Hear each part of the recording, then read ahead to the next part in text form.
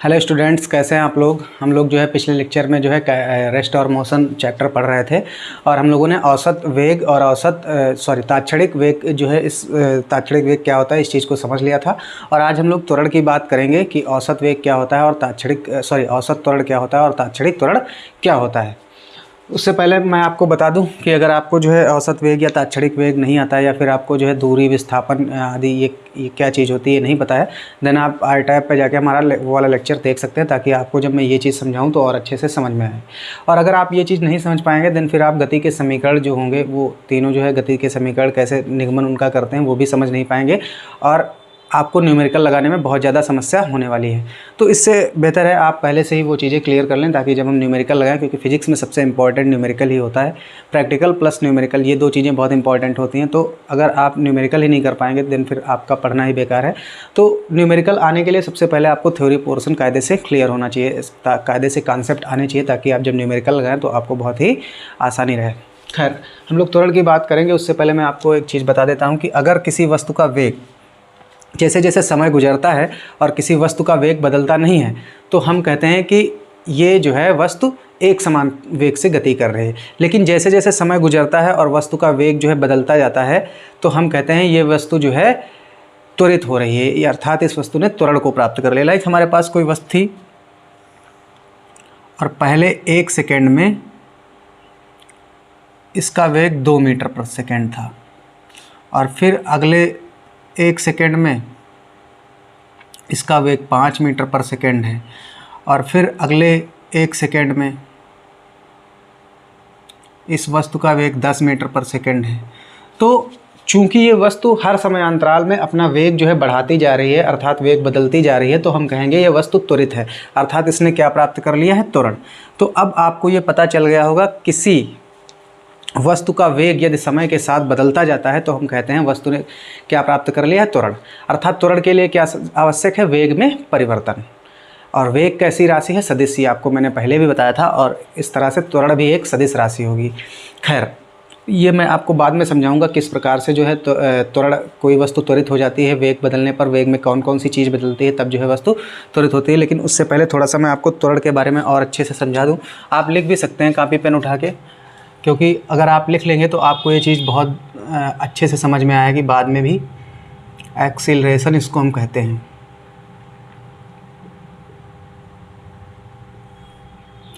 तो त्वरण क्या होता है, वेग में परिवर्तन की दर को त्वरण कहते हैं। तो आप लिख लीजिए, किसी वस्तु के वेग में परिवर्तन की दर को त्वरण कहते हैं।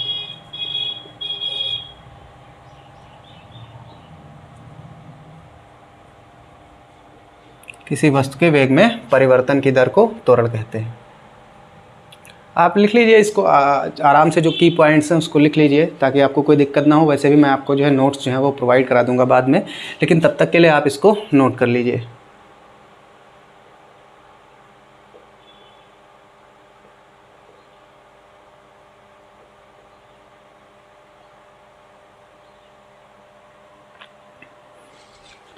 तो आपको एक सिंपल सी बात पता चल गई कि जो है किसी वस्तु के वेग में परिवर्तन अगर हो रहा होगा तो हम कहेंगे कि वस्तु जो है त्वरण प्राप्त कर लिया है वस्तु ने। लेकिन अगर हम बात करें अगर वस्तु एक समान वेग से गतिमान है और हर निश्चित समय अंतराल पश्चात उसका वेग जो है नियत रहता है, अर्थात वेग बदलता नहीं है, तो हम कहेंगे कि वस्तु जो है त्वरण नहीं प्राप्त कर रही है।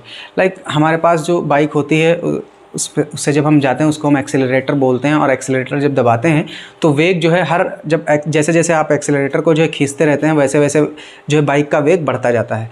तो बेसिकली वो एक्सेलरेटर क्या काम करता है, बाइक का वेग धीरे धीरे धीरे धीरे धीरे धीरे करके बढ़ा देता है, इसीलिए उसको तो एक्सेलरेटर बोलते हैं। तो वो त्वरक होता है, एक्सेलरेटर माने त्वरक, यानी कि जो गाड़ी का एक्सेलरेटर होता है उसका कार्य क्या है, आपकी बाइक को एक्सेलरेट कर देना, अर्थात उसके वेग में लगातार वृद्धि करते रहना, इसीलिए उसको हम एक्सेलरेटर बोलते हैं। अर्थात किसी वस्तु के वेग में अगर लगातार वृद्धि होती जाए तो उसको हम त्वरण कहते हैं, या परिवर्तन भी आप कह सकते हैं। किसी वस्तु के वेग में अगर मान लो वेग कम भी हो रहा होगा, परिवर्तन का मतलब है या तो फिर बढ़े या फिर कम हो रहा हो, तो जब बढ़ेगा तो हम उसको त्वरण कहेंगे और जब कम होगा तो उसको हम मंदन कहेंगे। खैर, वो बहुत आसान सी बात थी। उसके बाद फिर वस्तु के वेग में परिवर्तन की दर, और त्वरण को हम लिखते हैं स्मॉल ए से, ये आपको पता होना चाहिए। तो त्वरण ए बराबर वेग में परिवर्तन की दर, मान लो डेल्टा वी वेग डेल्टा टी सेकेंड में किसी वस्तु का वेग डेल्टा वी था, तो त्वरण क्या हुआ delta we by delta T. तो ये हो गया त्वरण। यहाँ से इसका अगर हम मात्रक निकालना चाहें तो आपको वी का वी का दिख रहा होगा मीटर पर सेकेंड, और बटे टी का भी मात्रक आपको पता है क्या होता है सेकेंड। तो इस तरह से इसका मात्रक क्या निकलेगा मीटर पर सेकेंड स्क्वायर। सेकेंड और सेकेंड की गुणा, ये भी मीटर के बटे में ही है, तो सेकेंड और सेकेंड स्क्वायर की गुणा हुई तो इसका मात्रक क्या निकल के आया मीटर पर सेकेंड। अब आप सोच रहे होंगे कि कब कब कोई वस्तु जो है त्वरित हो जाती है, क्या वेग बदलता है, क्या वेग बढ़ता है तभी वस्तु त्वरित हो जाती है, क्या पहले 2 मीटर पर सेकंड था, उसके बाद फिर 5 मीटर पर सेकंड हो गया, देन फिर 10 मीटर पर सेकंड और उसके बाद फिर 20 मीटर पर सेकंड, क्या तभी वस्तु त्वरित होगी, या वेग हमेशा 2 मीटर पर सेकंड, अगले 1 सेकंड में फिर 2 मीटर पर सेकंड, फिर अगले 2 सेकंड में 2 मीटर पर सेकंड, तो भी त्वरण वस्तु प्राप्त कर सकती है। सबसे इंटरेस्टिंग फैक्ट यही है। मान लो कोई वस्तु थी, ये ऐसे चल रही है और ये पहले 1 सेकंड में इसका वेग 2 मीटर पर सेकंड था, फिर अगले 1 सेकंड में इसका वेग 3 मीटर पर सेकंड था, 2 मीटर पर सेकंड था। अगले 1 सेकंड बाद इसका वेग कितना हुआ, मान लो फिर अगले 1 सेकंड बाद इसका वेग 2 मीटर पर सेकंड है, और फिर अगले 1 सेकंड बाद इसका वेग क्या है 2 मीटर पर सेकंड। तो आप क्या कहेंगे कि वस्तु जो है त्वरित है या नहीं, वस्तु ने त्वरण प्राप्त किया है या नहीं? बिल्कुल प्राप्त किया है, क्योंकि वेग कैसी राशि है, सदिश राशि। वेग कैसी राशि है आपको पता होना चाहिए, वेग सदिश राशि है, और सदिश राशियों के लिए हमको 2 चीज़ की आवश्यकता होती है, एक तो दिशा और दूसरा परिमाण। आपको मैं पहले भी बता चुका हूँ, जब मैंने फिजिक्स स्टार्ट किया था इंट्रोडक्शन लेक्चर में ही शायद जो है दिशा और परिमाण के बारे में बता दिया था कि दिशा और परिमाण कौन सी बला है, क्या चीज़ है। खैर यहाँ पर 2 जो है ये उसका परिमाण है वेग का, और ये इस दिशा में वेग है, ये उसकी क्या है दिशा है। तो यहाँ पर आप देखेंगे पहले वेग की दिशा क्या थी, ये थी, और फिर वेग की दिशा क्या हो गई, फिर वेग की दिशा ये हो गई, और फिर वेग की दिशा ये हो गई। तो कहने का मतलब ये है कि जो है वस्तु का जो वेग है वो तो उसका परिमाण जो है वो तो नियत है, वो तो 2 मीटर पर सेकंड है, लेकिन उसकी दिशा चूंकि लगातार बदलती जा रही है, और हमने बोला है कि वेग में परिवर्तन की दर, वेग में परिवर्तन की दर, तो वेग में परिवर्तन का मतलब है वेग कब बदलेगा भाई, या तो दिशा बदल जाए या परिमाण बदल जाए या फिर दोनों बदल जाए।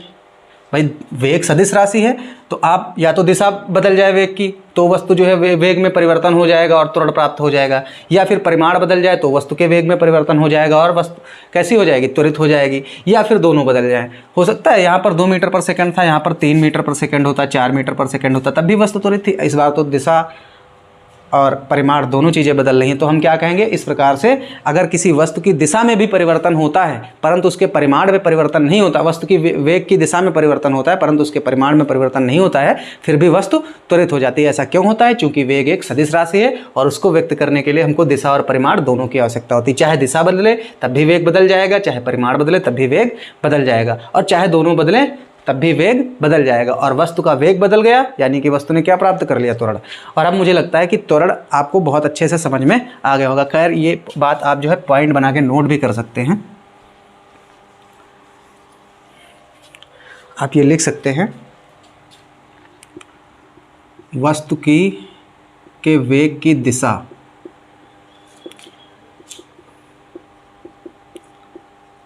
या परिमाण या दोनों परिवर्तित अगर हो जाएं तो वस्तु किसको प्राप्त हो जाती है, त्वरण को।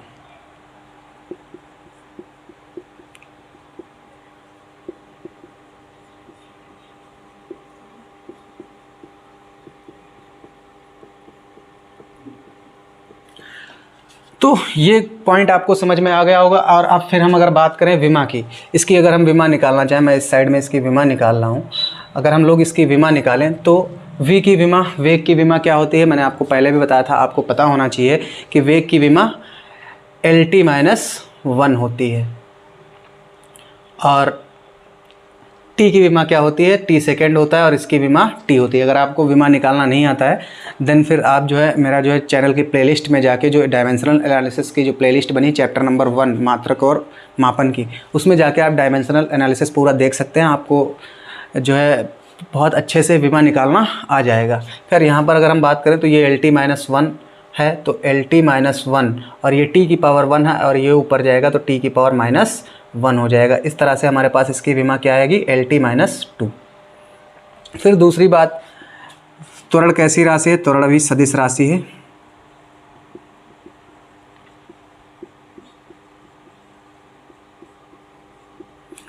अब आपके मन में एक सवाल उठ रहा होगा कि अगर वस्तु का वेग, पहले दिशा ये थी, फिर दिशा ये थी और फिर दिशा ये हो गई, तो आपके मन में ये सवाल होगा कि जिस प्रकार से वस्तु का वेग बदलता है उसी प्रकार से वस्तु का त्वरण बदलता है, यानी कि जो वस्तु के वेग की दिशा होगी वही वस्तु के त्वरण की दिशा होगी। लेकिन ये बात जो है सही नहीं है, क्योंकि त्वरण की दिशा जो है वस्तु के वेग की दिशा पर निर्भर नहीं करती है, वो वेग के परिवर्तन की दिशा पर निर्भर करती है। तो ये आप लिख लीजिए, त्वरण की दिशा वेग की दिशा नहीं होती है,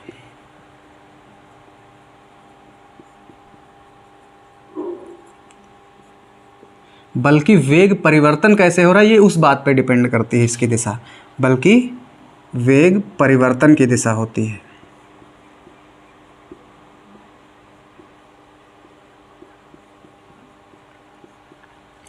तो मुझे लगता है अब आपको जो है त्वरण बहुत अच्छे से समझ में आ गया होगा, और अब हम जो है इसकी बात करेंगे आगे औसत त्वरण की और तात्क्षणिक त्वरण की। आप जो है इस चीज़ को नोट कर लीजिए वीडियो को पॉज करके। और अब हम लोग बात करेंगे औसत त्वरण की। उससे पहले आपको जो है औसत वेग और औसत चाल आनी चाहिए, या फिर तात्क्षणिक वेग तात्क्षणिक चाल आनी चाहिए, ताकि आपको ये अच्छे से समझ में आए। तो औसत त्वरण, एवरेज एक्सीलरेशन,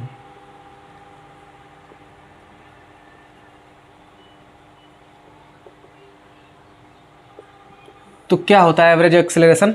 हमने आपको बताया था, जब मैंने आपको औसत वेग पढ़ाया था तो हमने बताया था किसी समयांतराल में किसी वस्तु के विस्थापन में परिवर्तन तथा उस समयांतराल के अनुपात को वस्तु का वेग कहते हैं। ठीक उसी प्रकार से चूंकि त्वरण जो है वेग में परिवर्तन होता है, तो हमें विस्थापन की जगह पर क्या कर देना है, त्वरण, तो सॉरी वेग कर देना है। तो किसी समयांतराल में, कोई मान लो एक हम टाइम इंटरवल ले लें, कोई एक समयांतराल ले लें, उस समयांतराल में हम देखें कि वस्तु के वेग में परिवर्तन क्या हुआ है, और फिर उस वस्तु का वेग में जो परिवर्तन है उससे उस समयांतराल को भाग दे दें, तो हम किसका फार्मूला पाएंगे, औसत त्वरण का। लाइक हमारे पास कोई वस्तु थी, ये जो है t बराबर 3 सेकेंड पर यहाँ पर थी और t बराबर 5 सेकेंड पर यहाँ पर थी, और इस बीच में इसका वेग यहाँ पर v1 बराबर जो है 2 मीटर पर सेकेंड था और v2 बराबर 8 मीटर पर सेकेंड था। यानी कि पहले इसका 3 सेकेंड पर वेग, थोड़ा सा मैं बड़ा लिखता हूँ, 3 सेकेंड पर 2 मीटर पर सेकेंड वेग है, और 5 सेकेंड पर v2 बराबर कितना है, 8 मीटर पर सेकेंड। यानी कि जो हमारे पास पहला जो टाइम इंटरवल है वो क्या है, टाइम इंटरवल क्या है, समय अंतराल क्या है, t2 माइनस t1। अरे भाई इसके बीच का समय कितना है, 5 में से 3 घटाओ, 2 सेकेंड ही तो है इसके बीच का समय, तो ये t2 माइनस t1 कितना है, 2 सेकेंड। और वेग में परिवर्तन क्या हुआ, 2 से 8, यानी कि वेग कितना बढ़ गया, 2 से 8 हुआ, यानी कि 6 मीटर पर सेकेंड बढ़ गया। तो डेल्टा भी हमारे पास क्या है, 6, और t2 माइनस t1 यानी कि समयांतराल यानी कि डेल्टा t। अगर हम इस वेग परिवर्तन को इस डेल्टा t से भाग दे दें तो हम इसको क्या कहेंगे, त्वरण, औसत त्वरण। क्या कहेंगे इसको हम, औसत त्वरण। यानी कि यहाँ पर हमारा औसत त्वरण क्या है, डेल्टा v यानी कि 6 बटे डेल्टा t यानी कि 2। यहाँ पर हमारा औसत त्वरण क्या है, 3 मीटर पर सेकेंड स्क्वायर, 3 मीटर पर सेकेंड स्क्वायर। तो अब आपको ये समझ में आ गया होगा, और आप जो है थ्योरी भी ले सकते हैं, अगर आप लिखना चाहें तो लिख लीजिए। किसी समयांतराल में किसी वस्तु के वेग में परिवर्तन, किसी समयांतराल में वस्तु के वेग में परिवर्तन तथा उस समयांतराल के अनुपात को वस्तु का औसत त्वरण कहते हैं। और इसको जो है फार्मूला बना के लिख लेते हैं इसको हम। तो फार्मूला क्या होता है, a बराबर डेल्टा v यानी कि वेग में परिवर्तन बटे समयांतराल यानी कि डेल्टा t। डेल्टा v को आप v2 माइनस v1 भी कह सकते हैं, और डेल्टा t को आप t2 माइनस t1 भी कह सकते हैं। तो इस तरह से हमारे पास औसत वेग का फार्मूला क्या आया, डेल्टा v अपान डेल्टा t। और अब हम बात करें तात्क्षणिक त्वरण की।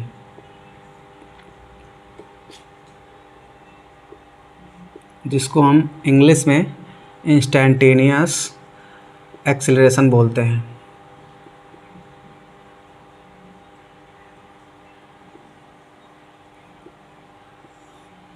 तो तात्क्षणिक त्वरण क्या होता है हमारे पास? हमने बताया था कि जब भी आपसे तात्क्षणिक वेग कहा जाए, तात्क्षणिक त्वरण कहा जाए, तो हम एक स्पेशल जो है इंस्टेंट की बात करते हैं, यानी कि किसी विशेष क्षण की बात करते हैं, किसी विशेष। औसत त्वरण मतलब पूरे का एवरेज मिला के, सब कुछ मिला के। लेकिन तात्क्षणिक की जब हम बात करेंगे तो किसी एक पर्टिकुलर टाइम पे बात करेंगे, 0.001 सेकेंड पे, या फिर 1 सेकेंड पे, या फिर 2 सेकेंड पे, मतलब जितना टाइम कम हो सके, मतलब एक विशेष क्षण की बात करते हैं, एक विशेष समय पर। मान लो कोई जा रहा था, कोई बाइक से जा रहा है, और आप अगर उससे जो है पूछे कि आप जो है 5 मिनट में पिछले 5 मिनट में आपका वेग क्या था, तो हम क्या पूछ रहे हैं? औसत त्वरण। मतलब कौन सा वेग पूछ रहे हैं? औसत वेग। या फिर हम उससे पूछे पिछले 5 मिनट में तुम्हारा पिछले 5 मिनट में तुम्हारा त्वरण क्या था, तो हम उससे औसत त्वरण पूछ रहे हैं। लेकिन अगर हम पूछें कि तुम्हारा इसी सेकेंड इस पर्टिकुलर समय पर आपका जो त्वरण क्या है, तो हम कौन सा त्वरण पूछ रहे हैं? तात्क्षणिक त्वरण। तो आपको जब जो है क्लियरिटी चाहिए होगी, मतलब कोई आप जो है कि आप मतलब आप से कोई क्या झूठ बोल रहा है या सच बोल रहा है, मतलब कोई बाइक से जा रहा है और आप उससे पूछना चाह रहे हैं कि आपका जो है उसकी एग्जैक्ट स्पीड का पता लगाना चाह रहे हैं, या फिर एग्जैक्ट जो है एक्सेलरेशन का पता लगाना चाह रहे हैं, तो आप उससे जो है एक इंस्टेंटेनियस एक्सेलरेशन की बात करेंगे, किसी पर्टिकुलर इंस्टेंट पर बात करेंगे। क्योंकि वरना फिर अगर औसत त्वरण की बात करेंगे तो शायद जो है पहले 5 मिनट में उसका त्वरण कुछ और हो, अगले 5 मिनट में कुछ और हो जाए, और आप 1 घंटे का पूछ रहे हैं, एवरेज पूछ रहे हैं, तो वो कुल मिला के बताएगा। लेकिन वो जो है एग्जैक्ट किसी इंस्टेंट पर एग्जैक्ट अगर उसके जो है वैल्यू पता करनी है कि त्वरण की या फिर वेग की, तो उसको हम तात्क्षणिक त्वरण, या फिर अगर वेग की पता करेंगे तो उसको तात्क्षणिक वेग कहेंगे। खैर, अब आपको ये समझ में आ गया होगा। तो हमने बता ही दिया था, किसी आप लिख भी सकते हैं, किसी क्षण वस्तु के वेग में परिवर्तन की दर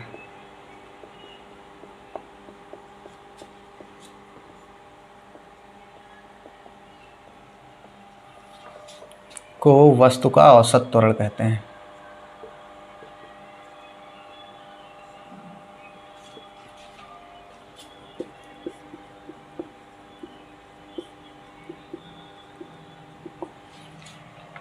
और हमने आपको ये भी बताया था कि जब किसी विशेष क्षण की बात करते हैं, तो हम मान लो हमने t बराबर 0 सेकेंड पे हमने किसी जो है विशेष क्षण पे बात की, तो हमने आपको क्या बताया था जब औसत वेग बताया था? तो यहाँ पर लिमिट डेल्टा t टेंड्स करने लगता है किसकी तरफ? 0 की तरफ। मतलब बहुत कम करते जाते हैं। लगभग जो है t का मान जो आप जो क्षण है, जो ये जो मतलब ये इंस्टेंट एक टाइम आप ले रहे हैं, ये जो है बिल्कुल 0 की तरफ, इसको लगभग नगण्य की तरफ ले जाते हैं। इसलिए हम क्या लगा देते हैं? Limit delta t tends to 0, और फिर del v by del T. और फिर मैंने आपको एक चीज़ और बताई थी कि जब limit delta t tends to 0 हो जाता है और डेल v बाई डेल 2 या इस टाइप से कोई और भी चीज़ लिखी हो, तो यहाँ पर डेल की जगह पर हम क्या डेल्टा की जगह पर हम क्या मैंने डेल बोल दिया हो तो आप डेल्टा समझ लीजिए। हम डेल्टा की जगह पर क्या लगा देते हैं? d। तो ये delta v by delta T, D V by D T. तो a बराबर क्या है हमारे पास? D V by D T. तो इस तरह से आपको जो है औसत त्वरण और तात्क्षणिक त्वरण जो है बहुत अच्छे से समझ में आ गया होगा।